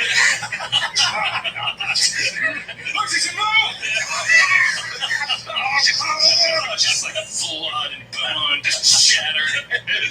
Like a dog with a raw steak. Quick wolf energy I need. Long flights. Adriel sees this happen and just says, my work here is done. Right now I can fly. Wait, you really want to leave Lexington behind? Yes. Yeah, like I said, I don't really know this character, but I'm pretty sure you don't need Lexington. My plan is going to work. Yeah, that's good enough for me. I mean, this goes, can't wait to read the boards. I can't wait for it not to work, and then you'd be stranded on that castle in Lexington, and then I can't wait to read the board. All right, so you said, what do you say to old Lexi before you jump on this dragon? Red dragon's back, your lifelong enemy, a chaotic, evil red dragon. He kneels down next to Lexington. He just says, Lexington, take good care of those that come to the cathedral while I'm gone. It should not be long, but I will need you directly. Be ready for battle, my friend. Adriel has trained us well. It is time to put our training to the test. I will see you in the Sky Castle. Lexington just looks at you like, I don't speak English. I actually love picturing you guys flying off and leaving Lexington alone on the crumbling roof of this tower, and just just howling, oh yeah, you don't so many badass images from this scene. Adriel so well just mount up and just she starts lifting up and then boom, goes invisible. So Lexington, when she goes invisible, that's when the howl happened because he just saw his master. Yeah. Is it night? Is it nighttime or daytime? No, it's well, you know what? I guess it would be night approaching because you guys had stayed up until I think it was 4 in the morning-ish, 5 in the morning when she appeared. Yeah. So then you had to rest 8 hours. So it's late afternoon. Oh, so the sun is setting in the horizon. Yeah. Against the rising moon, the silhouette. You see Lexington howling into the coming night. Yeah, and it's totally dark on the ground and at the base of the tower, but this orange band is still at the top of the tower, and the red dragon is brightly lit by it when it raises into the sky, glittering off its red scales. Overhead shot of the tower, and you see the giant anvil of Minderhall still standing atop the crumbling tower. And you just take off into the skies! It's not long before you break cloud cover and you just spend the better part of the day searching the skies. I mean, she has a sense of things based on these eyes in the sky she's spoken of, but she's just looking and listening and maybe communicating with certain things. Where did you last spot the castle? I never saw it fly. When last my eyes told me of it, it was more than Ash Peak. Okay, but it has since taken off, raised into the sky. Yes, I believe it is traveling north. What its destination is, I know not, but we shall search between Ashpeak and all points north. She's just yelling to you over the wind, howling behind you. Adriel's totally relaxed, by the way, because he's flown on Keelpaw's back before, so he is just like in the oracular network with the two twin flames on either side of him just burning away, and he's searching for the castle in his mind's eye as they're flying. You're like Wonder Woman in her invisible jet, too, right now, with this invisible dragon. I said no to my lasso of truth, though. It's a real shame. Can't do it. This is good searching for the castle music. So you're traveling for hours looking, and it's getting later. The sun dips below the horizon, and darkness is approaching. The wind around you is getting stronger and stronger as the night wind rolls in. Eventually, you pass through a patch of clouds, and you see something in the distance that should not be there. Oh my God! Maybe you feel a little tension in the back of Noximara because she's known for a long time about this power that Volstis holds, a power strong enough to imprison her ancestor, and a power strong enough to imprison other dragons of her kind. It's just a fear. A dragon of her importance would almost never know any fear at all. Right. This is going to be one of the very few handful of things in the entirety of the world that she might fear. And it's just forming this unlikely alliance with a dwarf and a halfling, hoping that this gambit will be the one that pays off. And you start to approach, and sure enough, you see that dot in the distance. Looks like a flying cloud castle. You see Ironclad Keep? I don't even know if you have heard of this, because the main party heard about Ironclad Keep probably at a time when Sir Will wasn't with the party, when Adriel wasn't really up to speed on things. I don't know what you know. Adriel's certainly seen things in his vision, and now, Adriel, you see this and you're like, this is what I've seen. I didn't know necessarily what it was. Part of me knew, and now there it is. That's not what he says. He says, it is seed. It is seed. What did you say? And Noximara just like picks up speed and starts flying forward, and as she does, I feel like I'm in How to Train Your Dragon. Yeah, totally. Holding on tight, just wind cutting through your face. Toothless, buddy. Toothless. She picks up speed, but as she approaches the castle, something starts to change, and you feel the winds around you take on a force that isn't just convenient.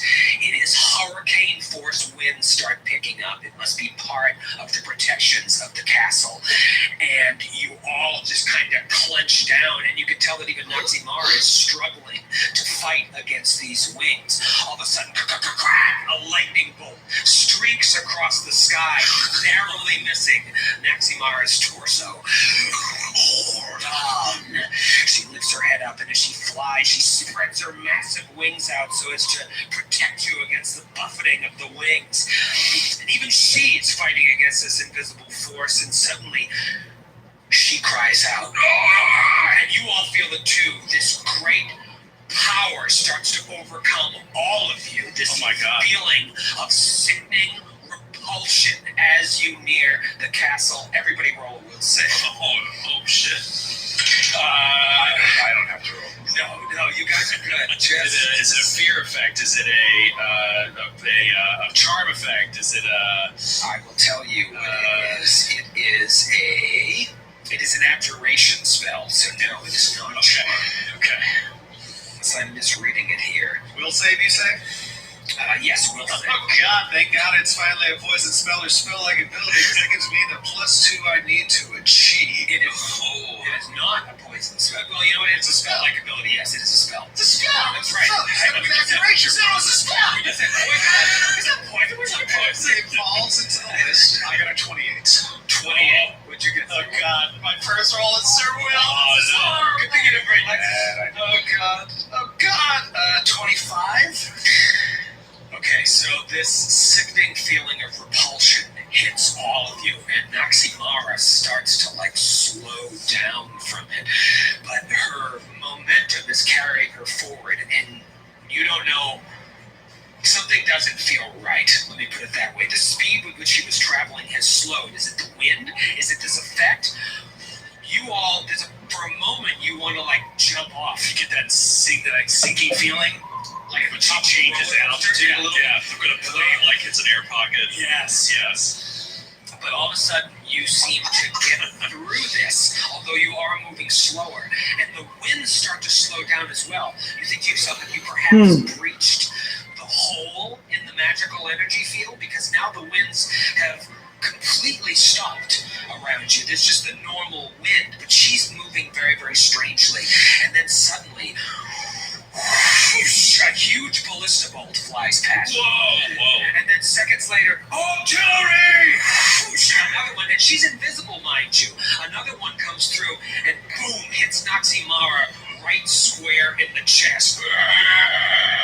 She cries out, blood gushing out from where this ballista caught her, right between her wing and her upper shoulder. She cries out, "Guardians on the platforms! They can see through our invisibility! Do not let go! This is a moment!" You look down and there's just blood gushing out of her open wound. She can't even take a moment to try and pull this bolt out. It's Sir Will deep within her flesh, and all this, You know what I mean? He just like closes his eyes for a moment, and it's just sort of like silent in his own head, and he just whispers, "Iomade, guide out, Jimmy. Heal our mount." And he's gonna do lay on hands on Naximara as he's flying on her back. Lay your grace, this creature of evil. Yes, please, if it be your will, guide us in this. And he does 23 points of healing. 23. And would stop any bleed effect if she was bleeding. right, so the bleed ceases immediately, and the wound starts closing up around the edge of the bolt. Adriel, you think now is as good a time as any to drop that spell. In a show of power of a 15th level, Adriel reaches into the scales of Naximara, casts Channel Vigor on her, reaches out to Sir Will, casts Channel Vigor on him, casts Channel Vigor on himself, and then he reaches down and casts Heal on the dragon, immediately restoring 150 hit points.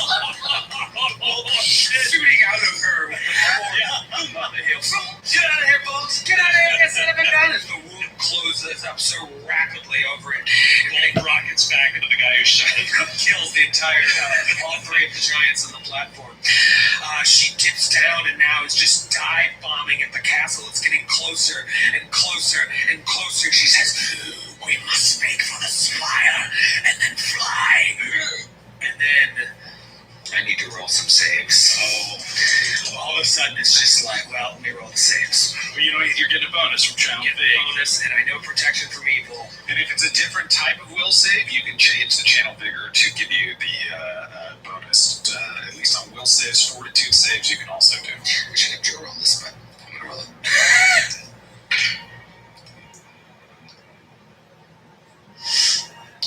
We must make for the spire and then fly, and then all of a sudden it's like that. It's a sound effect often used in movies, that sort of like, you know, that like, not the scratching of the record, but like, Naximara cuts off mid-sentence, and her eyes just glaze over. You can see those huge eyes. There's nothing. Stay with us. There's nothing but a deep purple, inky darkness where the pupil and white of her eyes once were. In a flash, her tail comes up, grabs Adriel by the waist, and just flings him off of her back. Sir Will, you just see Adriel disappear into the clouds. Naximara then violently turns in the air like an alligator doing a death roll, and you're flung off as well. You're flying through the air with nothing but clouds around you. Time slows down for you, as they always say it does, moments before what you assume is your death. After all this time, you become overwhelmed by the irony of it all, that you will perish at the same hands of the creature that you've hated your whole life. You look up for a moment and just see Noximara spinning and disappearing in the clouds.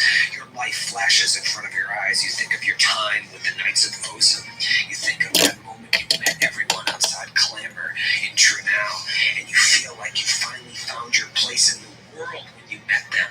You think about being imprisoned by your brother, being rescued by everyone, but watching Highbury burn to the ground, your ancestral home.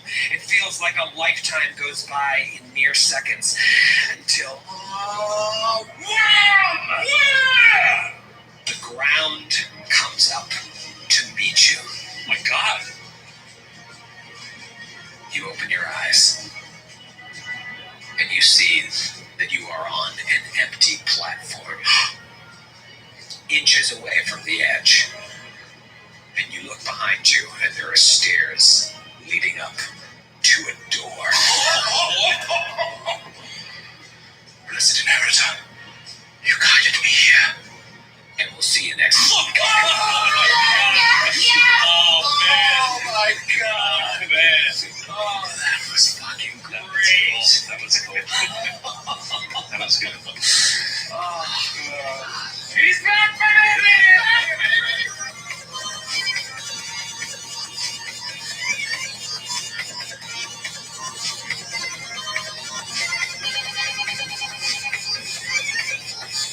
The Glass Cannon Podcast is a Glass Cannon Network production and is an officially licensed partner of Paizo Incorporated. Giant Slayer is copyright 2015. Giant Slayer and the Pathfinder Adventure Path are trademarks of Paizo. All Pathfinder images are property of Paizo and are used with permission.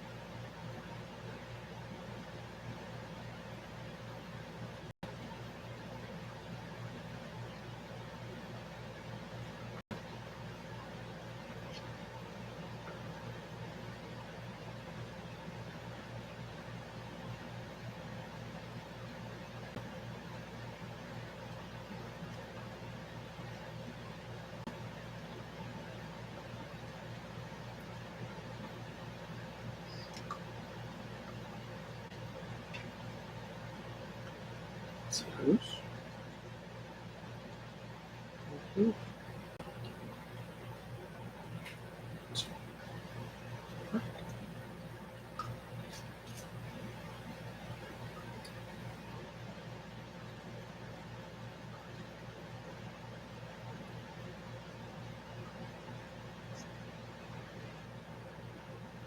Okay. Okay.